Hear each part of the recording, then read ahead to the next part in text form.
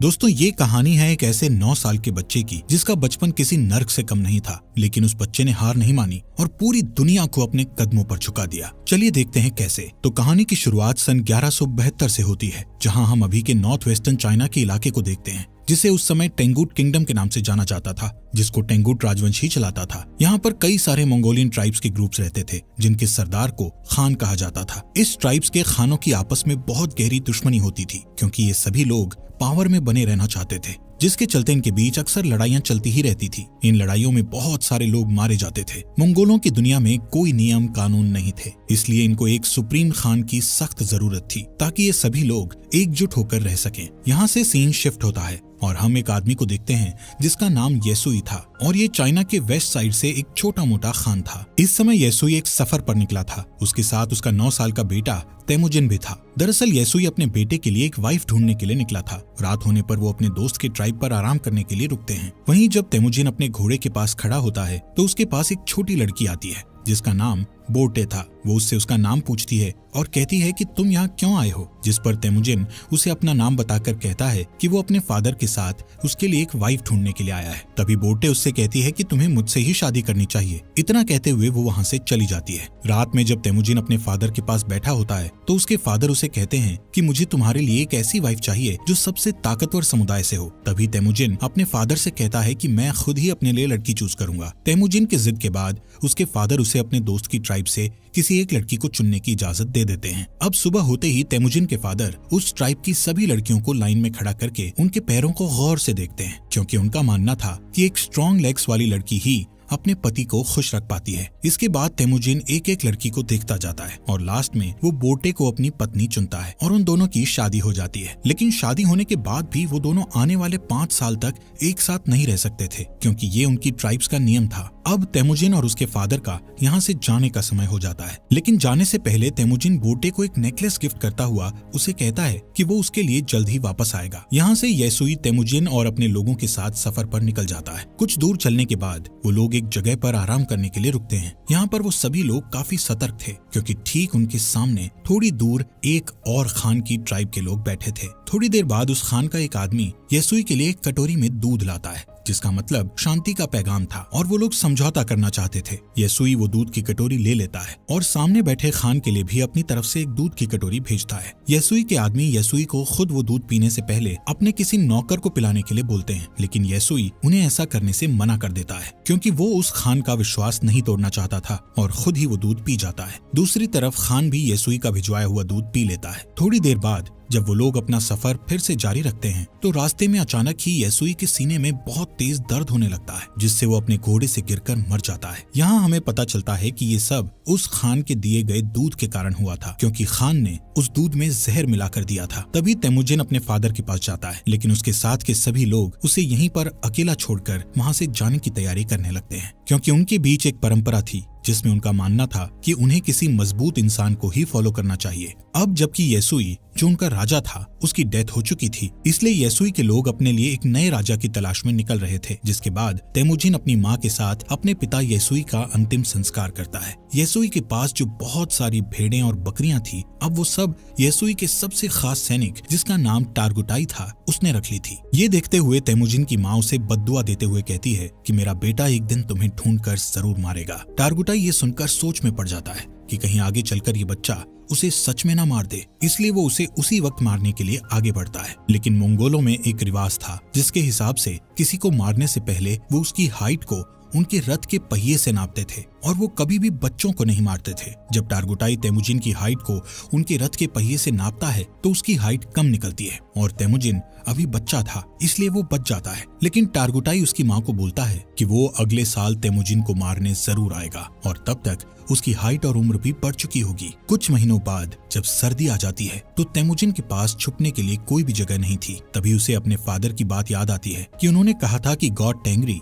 उनकी बुरे वक्त में मदद जरूर करेंगे। इसीलिए वो उस सीक्रेट माउंटेन की तरफ जाने लगता है, लेकिन रास्ते में अचानक उसका पैर बर्फ से जमी झील पर टिक जाता है और वो उस झील के अंदर ठंडे पानी में गिरकर डूबने लगता है। वो डूबकर मरने ही वाला था, लेकिन तभी वहाँ उसकी ही उम्र का एक लड़का जिसका नाम जमूखा था उसे झील से बाहर लाकर उसकी जान बचा लेता है। यहाँ पर जमूखा और उसका बड़ा भाई तेमुजिन को अपने साथ घर ले जाते हैं और उसे खाना खिलाते हैं। तेमुजिन उसकी जान बचाने के लिए उनका शुक्रिया अदा करता है। इसके बाद जमूखा और उसका भाई अपने अपने हाथ पर कट लगाकर अपना खून दूध में मिलाकर तेमुजिन को वो दूध पीने को कहते हैं। तेमुजिन वो दूध पी जाता है और अब वो 2 नहीं बल्कि 3 भाई बन गए थे। उन्होंने तेमुजिन को अपना भाई बना लिया था। अगली सुबह टारगुटाई अपने लोगों के साथ तेमुजिन को ढूंढता हुआ यहाँ आ जाता है ताकि वो तेमुजिन को जान से मार सके। टारगुटाई के लोग तेमुजिन को पकड़कर उसे अपने साथ मारने के लिए ले जाते हैं, लेकिन जब वो तेमुजिन की हाइट रथ के पहिए से नापते हैं तो अभी भी उसकी हाइट उतनी ही थी जितनी की पहले थी, जिस वजह से वो लोग तेमुजिन को तब तक के लिए कैदी बनाकर रख लेते हैं जब तक कि उसकी हाइट नहीं बढ़ जाती। इनके ट्राइब में एक बूढ़ा आदमी था जो कि कैद में तेमुजिन को रोज खाना खिलाता था और उसके जख्मों पर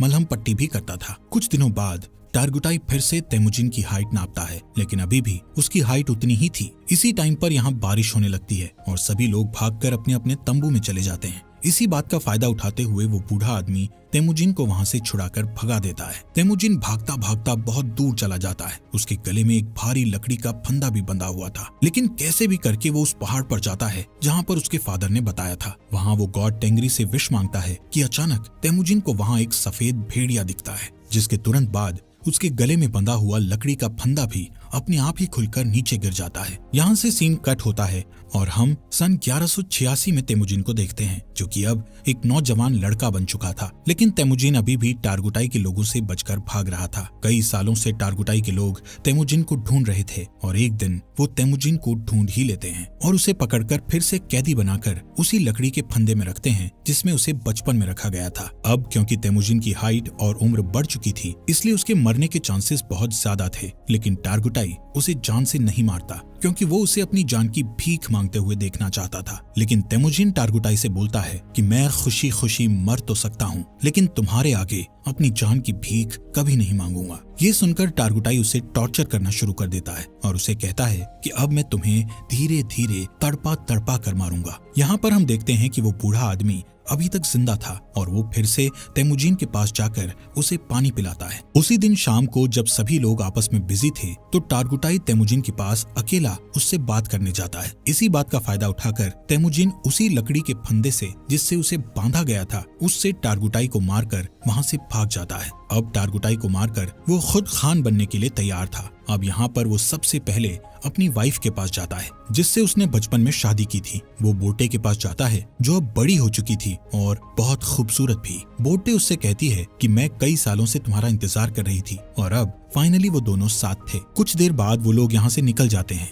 यहाँ से तेमुजिन सीधा अपनी माँ और बहन के पास उनसे मिलने जाता है। तेमुजिन को इतने सालों बाद देखकर उसकी माँ और बहन बहुत खुश थे, लेकिन एक दिन इनके ऊपर मर्किट ट्राइब के लोगों का अटैक हो जाता है। कई साल पहले तेमुजिन के फादर ने इस मर्किट ट्राइब के खान की मदर को किडनैप किया था और तब इस ट्राइब के खान ने कसम खाई थी कि वो अपनी माँ का बदला जरूर लेगा। और अब ये लोग यहाँ बोटे को किडनैप करने आए थे। बोटे और तेमुजिन दोनों यहाँ से भागने की कोशिश करते हैं, लेकिन तभी एक तीर बोटे को लगता है जिससे वो अपने घोड़े से नीचे गिर जाती है और वो लोग उसे किडनैप कर लेते हैं। दरअसल मर्किट खान बोटे को अपनी वाइफ बनाना चाहता था, वहीं दूसरी ओर तेमुजिन अपनी वाइफ बोटे को वापस लाना चाहता था, जिसके लिए वो अकेला काफी नहीं था। इसलिए वो मदद के लिए अपने पुराने भाई जमूखा के पास जाता है। यहाँ जमूखा भी एक ट्राइब का खान था जो कि बहुत पावरफुल ट्राइब थी। जमूखा तेमुजिन की मदद करने के लिए तैयार था, लेकिन लड़ाई के लिए वो तेमुजिन को 1 साल का इंतजार करने के लिए कहता है क्योंकि उसे बाकी ट्राइब्स पर अटैक करके उन्हें अपने अंडर लेना था।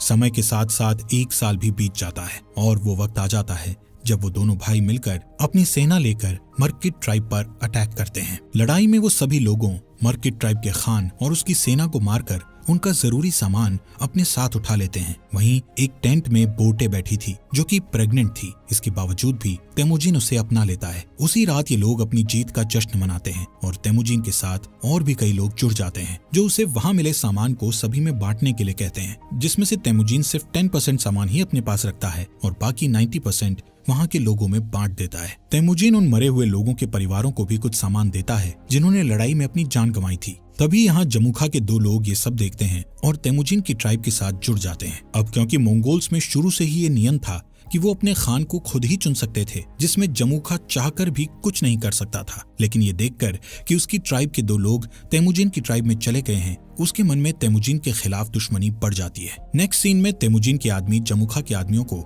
उनके घोड़े चुराते हुए देख लेते हैं। तभी जमूखा के आदमी बचकर वहां से भागने लगते हैं, जिसके बाद तेमुजिन के आदमी गुस्से में गलती से उन्हें जान से मार डालते हैं। लेकिन जब वो लोग जमूखा के उन लोगों को देखते हैं तो उन्हें पता चलता है कि उनमें से एक आदमी जमूखा का बड़ा भाई था। और अब जैसे ही जमूखा को इसके बारे में पता चलता है तो वो तेमुजिन को जान से मारने की ठान लेता है, क्योंकि उसे अपने भाई की जान का बदला लेना था, जिसके लिए जमूखा आसपास के और ट्राइब्स के खानों से हाथ मिला लेता है और अपनी एक बड़ी ट्राइब बनाकर तेमुजिन की ट्राइब पर अटैक कर देता है। तेमुजिन जानता था कि वो लोग ये जंग नहीं जीत सकते, क्योंकि उसके पास इतने सैनिक नहीं थे जितने जमूखा के पास थे। इसलिए वो अपनी ट्राइब की औरतों और बच्चों को वहां से जाने के लिए कहता है और बाकी लोगों को लड़ने के लिए बोलता है। इस लड़ाई के बीच तेमुजिन अपने सैनिकों के साथ हार जाता है और जमूखा उसे और उसके सैनिकों को बंदी बना लेता है। जमूखा तेमुजिन को अभी भी भाई बोलता था, लेकिन वो अपने बड़े भाई की जान का बदला लेना चाहता था, इसलिए वो तेमुजिन को अपनी जान बचाने के लिए गिड़गिड़ाते हुए देखना चाहता था। इसके बाद वो तेमुजिन को अपना गुलाम बना लेता है और किसी और ट्राइब के लोगों को बेच देता है, जहां सजा के तौर पर तेमुजिन को रेगिस्तान में काफी दूर पैदल चलना पड़ता है। बहुत दूर चलने के बाद ये लोग एक शहर पहुंच जाते हैं जहां टेंगुट डायनेस्टी का शासन था। ये लोग तेमुजिन को एक जगह बैठाते हैं ताकि दूसरे लोग उसको देखकर उसे खरीद सकें। एक दिन इस सल्तनत का राजा बाजार आया हुआ था,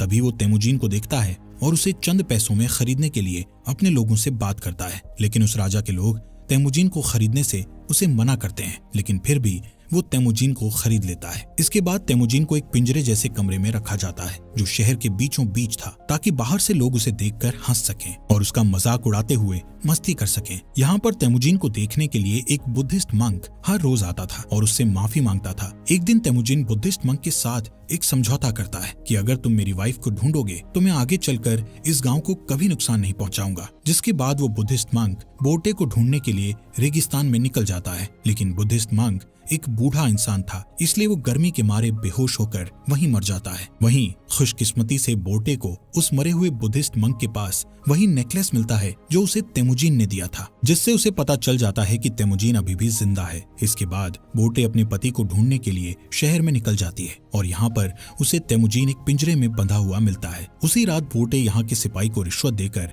तेमुजिन को यहाँ से भगा लेती है और तेमुजिन देखता है कि उसका बेटा बड़ा हो चुका है और बोटे की एक बेटी और भी है। बोटे तेमुजिन को घर ले आती है। यहाँ अब पूरा परिवार हंसी खुशी रहने लगता है। एक दिन बोटे तेमुजिन से कहती है कि सभी मंगोल्स एक जैसे ही होते हैं, सभी चोरी करते हैं और एक दूसरे को मारते हैं। मंगोल्स के लिए ये चीज एक आम बात है, लेकिन बोटे की इस बात का तेमुजिन पर बहुत गहरा प्रभाव पड़ता है और वो अपनी फैमिली को छोड़कर वहाँ से निकल जाता है। वो डिसाइड करता है कि अब वो सभी ट्राइब्स को मिलाकर एक नया मंगोल राज बनाएगा, जिसमें सभी के बीच नियम और कानून होंगे। तेमुजिन अब डिसाइड कर चुका था कि अगर इस काम को पूरा करने के लिए उसे किसी की जान भी लेनी पड़े तो वो पीछे नहीं हटेगा। वो 3 नियम बनाता है, जिसमें पहला नियम था कि औरतों और बच्चों को कभी नहीं मारा जाएगा। दूसरा नियम था कि दुश्मन से मरते दम तक लड़ा जाएगा और तीसरा नियम ये था कि कोई भी अपने खान को धोखा नहीं देगा। यहाँ से सीन कट होता है और हम सन 1196 को देखते हैं, जहां कई साल पहले तेमुजिन ने कसम खाई थी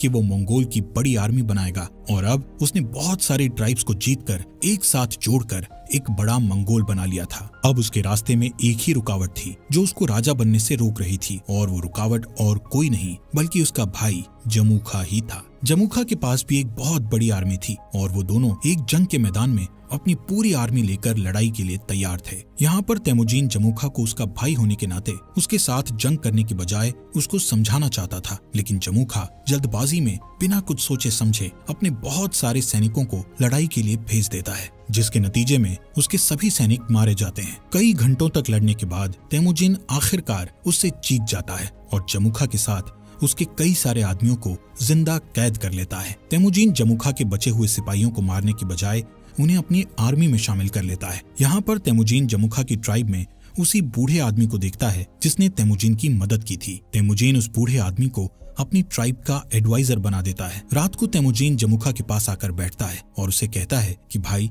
ये जो अपना अपना राज बड़ा करने का लालच है, ये आज उन्हें जिंदगी के ऐसे मोड़ पर ले आया है कि उन्हें अब एक दूसरे की जान लेनी पड़ रही है। जमुखा तेमुजीन से कहता है कि अगर मैं तुम्हारी जगह पर होता तो मैं अपने दुश्मन के सभी सिपाहियों को मार गिराता। दोस्तों, इस बात से हमें ये पता चलता है कि तेमुजीन और जमुखा की सोच कितनी अलग थी। इस बातचीत के बाद तेमुजीन अपने भाई जमुखा को माफ कर देता है और उसे यहाँ से जाने के लिए कहता है। इसके बाद हम बोर्टे को देखते हैं जो तेमुजीन के पास आई हुई थी। तेमुजीन बोर्टे और अपने बच्चों को देखकर बहुत खुश होता है। यहाँ से सीन शिफ्ट होता है और हम सन 1206 में तेमुजीन को देखते हैं, जो इस समय सारे मंगोल्स का खान बन गया था, जिसका नाम गेंगीज खान पड़ गया था और उसे एक और नाम से भी जाना जाने लगा था, जो कि था चंगेज खान। इसके बाद उसने पूरे के पूरे टेंगुट साम्राज्य का खात्मा कर दिया था और एक नए सिरे से साम्राज्य की स्थापना की। उसने मोनेस्ट्री शहर को उस मंक की आखिरी इच्छा समझकर छोड़ दिया, क्योंकि उस मंक ने तेमुजीन से कहा था कि अगर मैं तुम्हारी पत्नी को ढूंढकर तुम्हारे बारे में बता दूं तो तुम इस मोनेस्ट्री शहर को तबाह नहीं करोगे। और आगे चलकर ये मोनेस्ट्री शहर मंगोल साम्राज्य का फाउंडर बना, एक ऐसा साम्राज्य जो कि इतिहास के सबसे